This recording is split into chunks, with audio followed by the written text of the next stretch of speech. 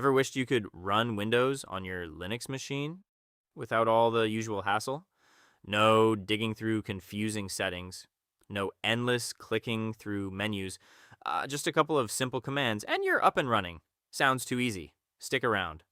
Yes, there is the super easy one command method, but I also want to show you how to do the quick manual configuration, just in case the automatic setup fails. It's nothing complicated. Quickemu creates simple config files, so even the manual method only takes a minute or two. And knowing how to do it gives you full control if something doesn't work on the first try. So what exactly is Quickemu? Think of it as a shortcut for virtualization. Normally, when you create a virtual machine, you have to mess with a bunch of settings. CPU cores, RAM, disk size, display drivers, network settings, TPM, UEFI, all that stuff. Quickemu skips all of that. It builds a perfectly tuned VM configuration for you. It still uses QEMU or Quemu in the background, but you never have to touch Quemu's complicated commands. And here's why Quemu is actually better than something like VirtualBox or VMware. Quemu plus KVM runs almost at native speed, and Quemu is built into the Linux kernel, so it works naturally with your system instead of fighting it. Quemu can run pretty much anything, from Windows to Mac OS to obscure BSD systems. With Quickemu, you don't have to deal with any complexity, you just run a command and that's it. So I'm going to install it on Ubuntu 26.04 in this video. But don't worry, there are installation instructions for pretty much every major distro right on the GitHub page. If you're using Fedora, Arch, OpenSUSE, or something more niche, you'll find the exact commands you need there. The process is well documented, constantly updated, and super easy to follow. So even if you're not on Ubuntu, you're covered. To install it, I'm just going to grab the latest .deb package from the Quickemu releases page and install it like any other Debian package. So basically download it, then install it with your package manager, and you're good to go. Open the download folder, then open it in a terminal.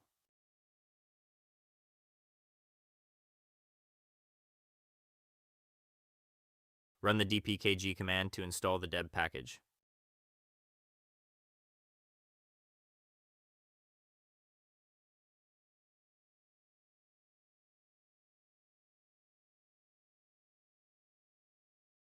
If you run into any dependency issues during installation, don't stress. It's a pretty common thing. Just run this command. What this does is tell your system to fix broken or missing dependencies automatically. So it installs anything that Quickemu needs to work properly. After that, you should be good to go.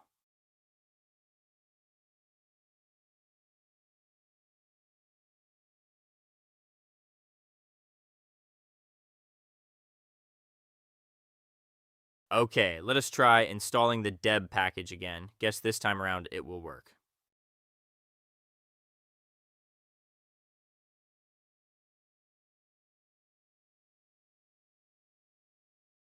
Wow, that was a quick install. Now all that's left is to get Windows, or really any operating system you want to run.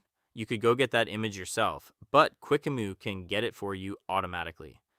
It has a built-in tool called Quicket that automatically downloads the ISO for you. All you have to do is tell it which version you want, like Windows 10 or Windows 11, and it handles the rest. So instead of hunting down files yourself, you just run one command and you're good to go. So here we'll install Windows 10.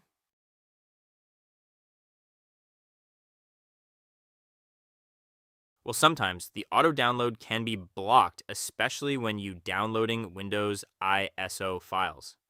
This happens because Microsoft actively blocks automated ISO downloads when they detect that the request is coming from a script or tool instead of a normal web browser. When their system thinks, hey, this isn't a normal user clicking the download button, it blocks the request. So Quickemu can still generate the config file, but it can't grab the ISO directly.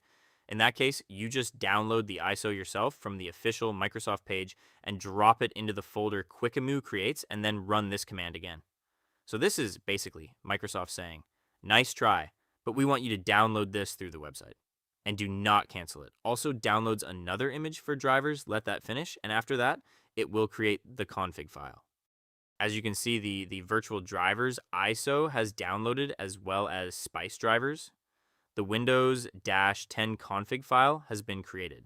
If it had downloaded the Windows 10 ISO automatically, all we would have done is run the command provided to start the Windows 10 virtual machine. Now, since this did not happen, open the home directory. That is where the Windows 10 folder and config file is. Paste your Windows ISO file in the folder, then come here and run the command again. As you can see at the bottom, the Windows-10 folder is there. Just paste the Windows 10 or 11 ISO file here. I already did that myself. The config file is at the bottom. It was also created automatically. You can leave it as it is unless you want to make changes. Like myself, I gave the Windows 10 virtual machine 4 gigabytes of RAM. Quickemu automatically assigns RAM to the virtual machine. It uses smart defaults based on your system, so you don't have to configure anything manually. But I just gave it 4 gigabytes myself since I do not have enough RAM, and it failed to boot.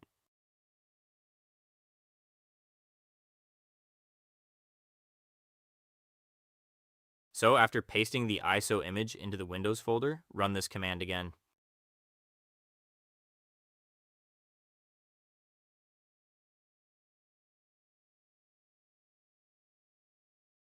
Now all you have to do is start the Windows virtual machine using this command.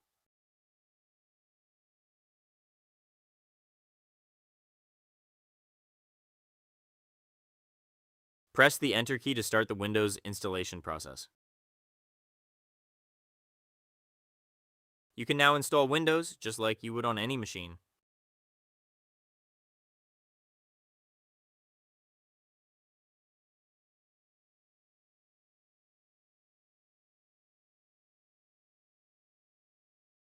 Click on View and take note of the keyboard shortcuts. These are the ones you will use to enter full screen mode and so on.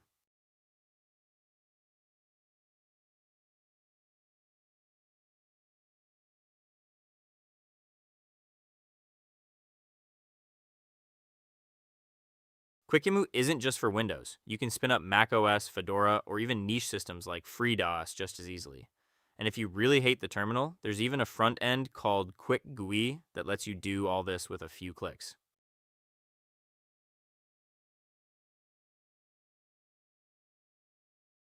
Quickemu can actually do a lot more than what I've shown here. It supports tons of operating systems, advanced configuration options, snapshots, GPU tweaks, networking setups, and a whole list of power user features. If you want to dive deeper, definitely check out the documentation on the GitHub page. Everything is clearly explained, and you'll find tips for just about any setup you can think of. And that's it for this video. If you found this helpful, hit like, subscribe for more Linux content. Thanks for watching, and I'll catch you in the next one.